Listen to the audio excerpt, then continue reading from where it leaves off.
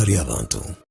Sky TV irakari abantu kandi ejin program yitu Nyamurungi, program eyo muhinji no mulisa aho tukubana tuganira ensonga zitari zimwe na zimwe omu program eji aho tukubana tutahira abahinji n'abalisa tukuba netwegeraho kandi tukagira ekyo twabasa okubakopaho obwiro bwingi ntuza afamu zitari zimwe na zimwe tureba abahango ntureta na chance y'abakugu kugira ebibashomesa esabiteji tuza kubana tukuletera omukugu akuhinga obutunda ogwe no mushomesa na agriculture officer so ntuza kutahira famu tumuteke lera tushomese okuba kuhinga akatunda from day one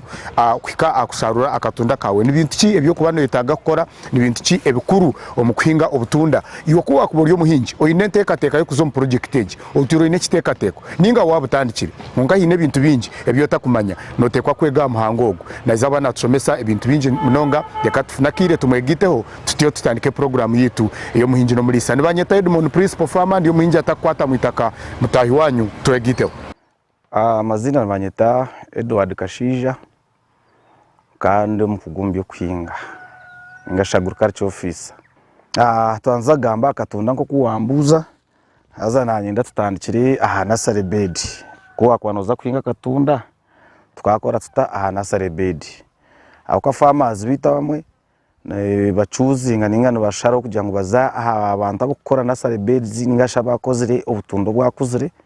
babone ngo babyara tureba ngo kibaya bonkabo barango kibayambare bakosi ezo gukora ka nursery bed ko nkito kuba nakora nka research ningito baratekenoko nimbasa ku deciding kugira tutandikira nursery bed tugure seeds tusige zimuce turondera utu stocks tuzi grafting tuyima katunda katwenda akatunda nursery bed akatunda tusiga esigo ezakatunda akajungu ningashaka tweta hybrid kongato jishango market hybrid tuzikutambura y'abantu nibenda roko hata ntuja tugira ngo mwene hybrid okugira ngo tekwatwa bwire bwingi ngaza fizilia mu wirti akwa fizilia mu wirti yaje ngo yakwata katunda kawe okono wakakura tarumbazo gwayo ekikwera ngo uja kubyara umuseed no ronda seeds zobutunda obwa yero ninga shoba kweta hybrid abantu bwe wasiga ukitangana germinating oronda sayone zeza roko oshara root stock ya area ka yero ninga shaka hybrid otaho sayoni ya karoko deno ukitangana kwata aho kuja ngo tubenwe twatwara tukabyara ahabo kwemezerwa nerwo kuzumu tekutegana soba burwiri konga aha mutwe tuja tushanga katunda karunja kutukweta go market akesenti akogura higuru icyo nicyo cyango dene cya kabiri wanoza hatwarwa mu nursery bed wano ndakora akatunda tuyine preparation zo musiri kujoti ushimikwa no gukora cyo ku preparing umusiri kwisia ka kusharura ikikorera ngo ugira umwanya gwawe akatunda nakakunda rom soils ninga shoyita kirkwira gwiruma ujimu nangu na handi nukazaho kungana kibanchita zabafuta amamana mingi kutamu ebikurakinga omuitakeri itakari tu no kwanza testing itakeri tukamanya ebirungo n'ibirungo cyo biri mu itakerio kandi akatunda kitu nikenda ki then tushanga ngo akatunda kenda nutrients zitanaziti tukamanya kuzeza tarumu tutemu ki kuzitamu so kutanga tucebera itaka bentu de marketing ebina ninga tupume bina kutushimika tutimbo ebina bitu byakatunda tumanya twafuta manuel kwingana ki omubina bitu tumanya ntaza kwa bwire cyo tire maniwa ukabona kubyara utunda bwitu oje ngutwabuya omunasare bed turonza kutwara main garden hata ntwantu tuchuzinga tuje ngo twatimba akatunda kitu twaza kutimba ecina cya futi birari ibiri omukano twamixingamu abamwe bakosa amasha konkagajunzere ninga shoburunguru obwajunzere nangu nabamwe bakozesa fertilizer zito za organic ninga shino organiza nakaniza dapu nirukira kozesa mu kubyara tukozesa dapu wotine byasigara no kozesa dapu twaza kupima ekina kitu kitimbi birari ibiri tugire itaka tutabure namasha ninga shumani wejo iyo dapu no jojo byaza wanoza kabyara tukwetaga ugitamesha eje iyo ntujya tugitamu twaiza tuza kubyara katunda mwe natkatwe tujye twakozesa amashani ngashi uburungu rwembuzo buzunze nangu na gempu nugakora buri kintu cyone kikujunga twaza kumixinga omutaka ritu tuteme bafa emwe y'ikirungo ningashi ya mani wejo tujimixing turaji mixing tugarre mitaka ritu obwe tuji mixing mu itake rya mutwe wano utimbe china itake rya mutwe no rota side na nirya subsoil orta side akwe mataka ntuchimangwa no wano utimbe itaka no wano ryahukana ubanze rya iragura uchezo shumo rana rutana so rya mutwe no rota side rya hakabiro rota side ate rya mutwe ni ruku mixing na maniwa yitu ugarre utware 1 week to 2 weeks utakatire mukatunda kawe na munongo mbwire bwenjura ya zanzugu 1 week utange kusimbura katunda kitu no kareta kunuye ndaba tukatira mukapapura opapura njya hina yiwa waburebaho ninga wa porcelain bags ezitwantu kwese munasare beds aha bukuba tokagura fitinga katunda ukakariko mu itakero erkaru meaning ensigono gabozu ozubwire omukapapura eje root stock itwagamo mukubanza kasigono ukabyira mukapapura numwe kakujiminatingira deno ukabona kutamuki ukabona kutamu ukashara kwa grafting deno ndijo nabasa kusowinga ninga kufuta direct mukana serbed ke muitaka nabwa kuri kongata ko no uba watunga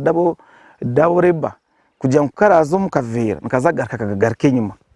kaheza ku shooting emzi yako ubone kutanka grafting echo munaka no munaserbed turugayo tuzacine kinana gambo kweza ku mixinga 1 week watanka kubyara ubutunda bwawe wabyara ubutunda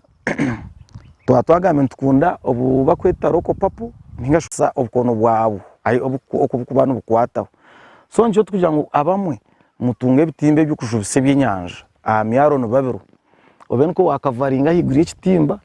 ekirunye kitimbe echo nkiyamba habinyonye byakobene byakatunda echa kabiri nkiyamba katunda kugira ngo kaza kutambura higuriye kitimba deno ubutunda bwo uza kushoroma bwe burabimo hati wano harvesting anu nchibanchi kubera sample kugira ngo akatunda kari mu ndake no ukareba nkahire abantu ko wacho so kukweza kubyara ubutunda bwa utegereza utandika ku applying mu za foliar fertilizers zo kufuira mu mababi na pesticides na fungicides utandika ku spraying ombwire bwenjura nkakata kwenda aba irrigating no kushera mizi kongo mbwire gwakashana ubutucurumu notiwa kuitara mizo mukasheshe hamwe no mu mazi deno butunda bututandika tubyara twagwa ntu applying ejo mbazi kusya ayi turarenga katunda katandika kwenda obutubuka kuzire munonga twine pruning kuya mebe birizi obo bukono bwija kubi obutine mani obuntu bukatinga turikosa sekatua nora farmers bita bamwe naje atachiraka kono kaja kati akacwa kunga twine bacteria zezikwesa chance yahi wacu akakonako zikabana mwe zatayira ukatomuku wakacwa hino ukacwa ukarankwenye nikashushuka karabana rutumarwa katunda hatuchiretera ngo habo chances zinyi za bacteria kutahaya omukatunda komi so ko futandika no zomu kwitira ebe byana ebitwantu bite biriri zitwi ingashi kitweta pruning mu rujungu hata katunda ukagira mani amuheru katemba kazayiguriye kitimba amezi gito ashatu utanga ku harvesting am first abunto bwo kubanza kucoma dene chikwa cyasigara no gumana ubufuiriramu kwenda kutangiza za fungicides abakwa bwine fungicides bwine pesticides take an example umukabyara na no bwire kakakuzire ine bwo kushanga ubukoko ebikugenda bukabushara hanso ukashanga nkikarya kikakashara hanso karana ko mayigu konga ko kubutira pesticides na fungicides ebikwata nsama babe ukashanga umukano akatunda akakwatine ninga ukashanga amapapa nagehinya hate byona no gabo butangize akatunda ka ukakura kare healthy kakweza results nunja muhero hata katunda aka omwe twinema abantu bita baroko aho kuba hatogu urangwa akatekinga time yatunga za carptus ninga scariptus spores no zireba ahanso wayitegereza je harimo vere byo kuzitangira mites ninga shi enchebebe kurya ebikonde ebi hato norakaje akatame ebivera kongo muntu witwaroko nabasa kureba project yaje baramanya ati ngenda mu project yanjeje abamwe nibasa kwesa live pores ninga shebinte bikwata asimbe mitoma obayibiyenje kugira ngo nyencha kare ekidara kitakagwa atame binte bikwata konga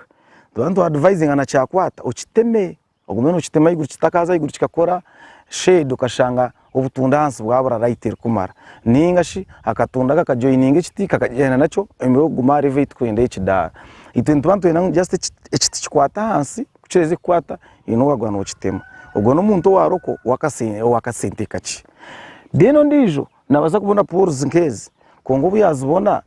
atayine sente zo gurevera ninga kusiga oil ninga gurezitechere ubwo nawo no muntu waroko ayine kibirace ongana atema pores nkezi akora ikintu cyenkeje dene cyasigara no kureta buraba bwito bwa muto bwo kureba hatogu no murangwa ayine muno bunto bwaroko tel cartus yona ubujwanzemo kunguru kwa ine sente nakosemera abanunji hatogo waroko mwari kutera mu buto bundo bwo kureba koreka disadvantage yabo akatunda kafutana kakura karemera bwa bwire bwenjura birakakujunda ahubwo biri mu nda akatunda kandi akatunda kenje akuremera hateshana akatunda no takatanje na kwa vestinga no shango bo tubona bwagize buta bwagwira mu nda akatunda kagwira then endijo disadvantage no kugira ngo in case namwe no gwaraka hata ino nchebebe enchebe ziraikire na zashanga ahansi zitakuriyaho zitembe shange zariya oburabo bwahiguru hato shange na cicece nange citandaro cicakura ombwiro butakashire kujya nakoze production inga nasharire eco kiriyaho kungurwa bayine sentezi re government katweza uburundu bwitu bwa parish model nuzo parish model bakwa miliyoni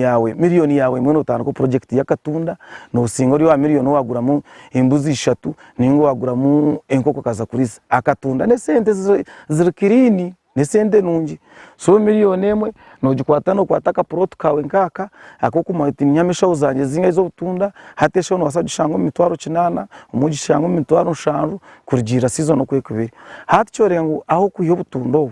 no benefiting amunongo miliyoni emwe ri government ya parish model o benefiting amunongo kuchiro riyo wajigura embuzi ninga kajigura enkoko akatunda nyo ninda karbeta hamwe nenyanya enyanya nacho ne kintu kirungi nje taga kasente kace uwo bazire season akwe nyanya nyingi hati twaza futandike enjura atora inge nyanya umunjwa nza kumuteganisa munonga nakuba nashoza munonga nico kimwe nakatunda ekikwa muntu kubona kaza kuba kakuhereza no reba yaone yacendera kushuka amizi kongo mukutamembazi ne yayongera ako burweno bacteria baziro abwe enjura kugwa ushanga yunora ngo katungo kurya ningamizi kongo burwire burudakigana kandi kajya katana nkatungo burwire ekikoreka nozaba no kwesembaza mingi umukufuhire mbazeje wafuhire gesha enjura yaranego ekimanza nkosha nchaka ushimwa no garra mu mbazi kongo byo jangu interview yo beno fuhira bursande hato munyanya munjwa neje kurgaho akwa urwo nyanya ngwendo mbaze shayona kastora ninga katundaka kastora kufutamo ombazi yo fango to mahirarga ikakatera umudakika yakatire uzagaraka katambra no rutaro no wajyango kutambra okutambrwa okwerinda nkushiro kutambirwa mweno magurukara cyane nshira gukora okwerinda kushiro kutambirwa ati arho challenge inashanga farmage akaba akoze decision nungi yo kubyara katunda karugura fitted kuko kunaza kushanga nawaza kubwetegereza otaka identify nyeje kuzo musoro kiyareba umuntu yakakariba najya atakainga varieties zitakushana aha bwenji akadecidinga ku byaro butundo burugura fitted konga bakozi beye ninga shabantu bakozesa tubartekeno ko munonga bakakabyara bakarekona kare kavera twatutira agura ahito agura fitingira hari komo kugira ngo kanywanika kwata sayo na root stock bikwate hatakavera bakarekaho hategesha akavera nutrients ziraje kutungama hate chance cha root stock chirisire byana bitakwetagwa hategesha wayitegezo mbutundo hinaho kure cyana nkikiza root nkikiza akatunda kwenda gumaho nkikakiza mani akwacho kikakwatira root stock hansi akatunda ningashe kimera ninka abantu ko ito abantu nore yangu hino bwo kubori yaho ukajyote cyayangire kante yiki mwina katunda nako kajya kati mbwesho gatakiriya kaninda takura kansha ari muzaro ndiju akwa ko kareba ngo hansi hare kirisa ebyo kuriya kabyina ko ngati tukine bo kubirya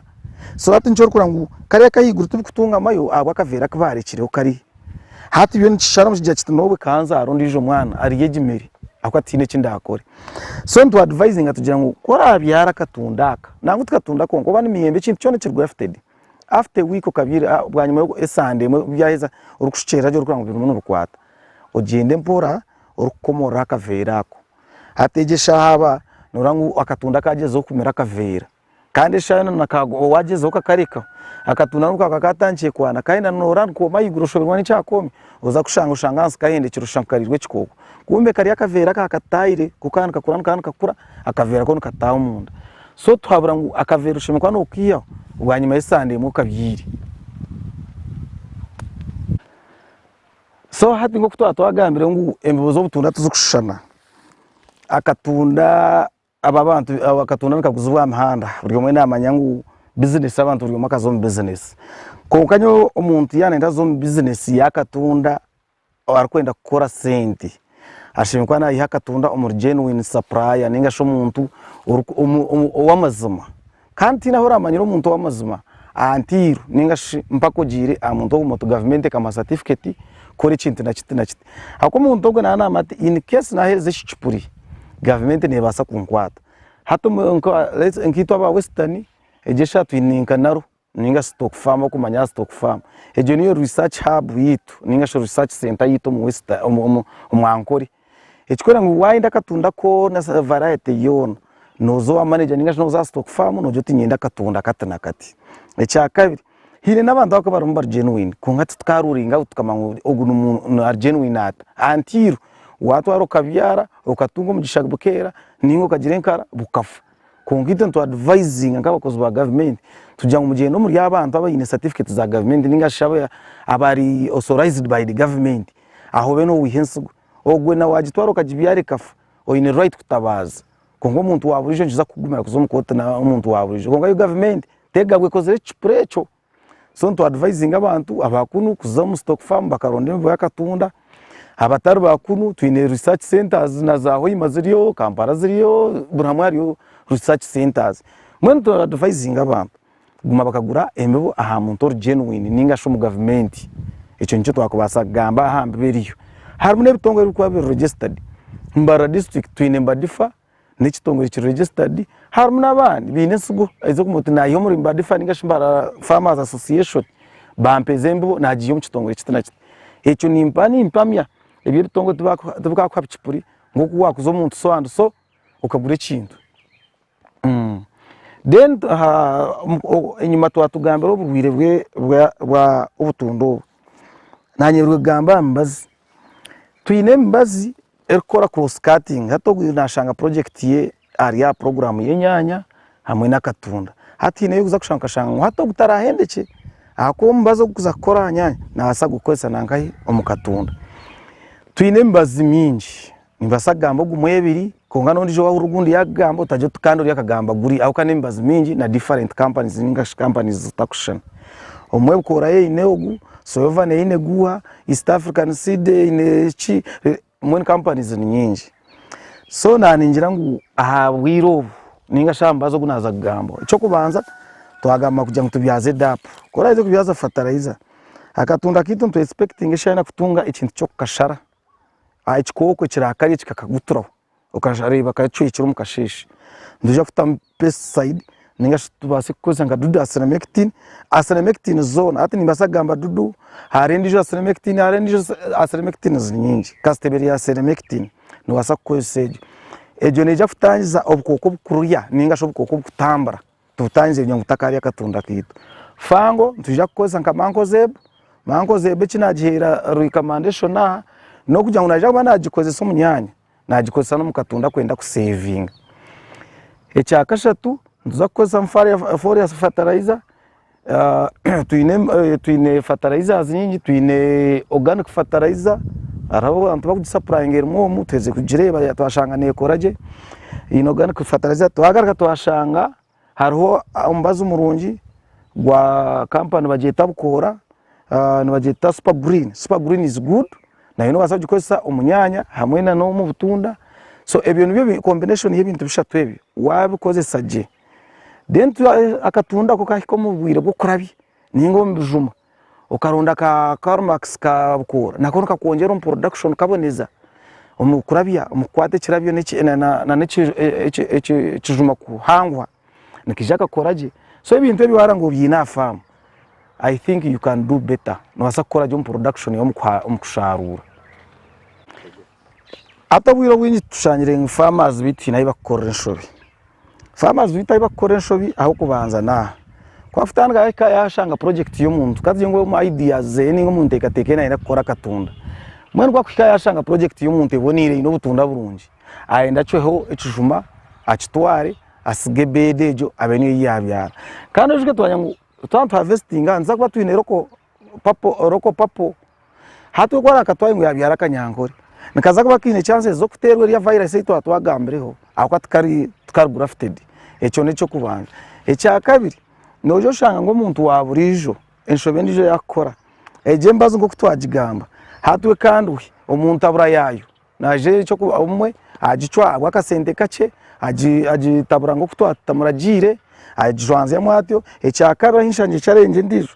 nibabagambira fertilizer akibahingira umwani bamujya ngufatarize gine kora jya kuhanguse urujuma ajya tegine yasa kunkora no mukatunda ninga shagira ati baci mujyango gifatarize ne kora umukatunda mu rabyo hatwe cyo rabyo cy'umurugamo ajya tubya kayashagira katunda project inabe nyine kanji ko iso muryaka kumbe nubwo ariho nakabyara hato shanga ngo armuna teganisa project ye abo bitebuza konganyo nimba habura ngo urugombo ru mu Uganda bursabu county twinema abahingisa ninga shaguruka cyo officers no wako ine mukuru wawe ninga murumuna wawe yabatwire nabihinga gezaho insine hinduka environment irumune hinduka wabe nabyara atakuta mu masha hategesha nshanga na itaga futa amasho mu itakari mwenyo njya ngo utakaza ari mukuru wawe ninga tateciye inakora buri egesha yebuze n'abantu abartekeno ko ninga babishomeri akwesha nantu baturi mu research ze abantu bakora research ibintu bihinduka itakano za kushanga itakari abato rukoraje ninjante na celebrate gendo banzo ihitaka nankeji no hari itaka runjo gurita correcto bantu bakoze mu na celebrate mwentu jangu enteka teke yanyu ninga mindset y'abantu niho ne bakozesa enshobe nyingi on production ninga shoma agriculture mwebare abantu bamperezo muzugo ku college program nyenda kusima mwena bakundeba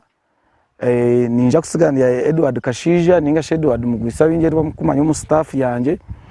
ndukubendeza ubusinge na no kuetebekanza okwakira enjura abahinji bo mwana enjura yatandaka mutebekanse bina byanyu umwana wa the government kiyo supplying umwani konga yaturitira parish mudo mutunge sente mukwatage na agriculture officer abamagombora ganyu mubabuze nsigwe nungezo mwana iziri na munonga katinze ziturumutureta ninga zakituza coffee ninga robusta chituza robusta ejo niyo turun promoting kandi ine production nundi eriye nkore yire kuza kusimburanse ambiti mugiye mbwene mureke mbasiburaho orabe na nyenda tuja abantu eshanga ari Mbara district ninga shino terasimu yanje 0 2 5 nshanju ni 3 ninga Airtel ya 0 mukaga 0 nshanju ni 3 nshanju haje cyakushobora cyo no maguru culture ninga sho mu crop sector iyo nteraho onyihabuziho mwebare munonga webare munonga kandi ningira buzimazima wa muhurira omukugu Edward Mugwisa Kashija ari kutusomesa akuhinga akatunda buri wa kabiri shahina zechiro aha henyini Sky TV tuba tuino program yite muhinji no mulisa ari kubantu tungira umugisha kufuna abakugu tukafuna abahinja barabero mu kuhinga abarukore mirumo etali emwenemwe na munonga omuhinji no bulisa bakatugambira abintu ebikwatirine na field linkejo kandi tugira ekitwabegaho nibanyeta Edmond principal farmer ndiyo muhinji atakwata mitaka mtayi wanyu kandi burizoba tubantu tunga umugisha okuza omufarm zitari zimwe na zimwe tukagira ekitwabaretera erizoba cyo twasakurete erizoba yana tusomesa akuhinga akatunda. Next week tuzabantu tunga ahandi hantu twabasa kuza tukaganira tukareba nishonga cyo twabasa kwega ninkira kubagira ngo we have to keep African hopes.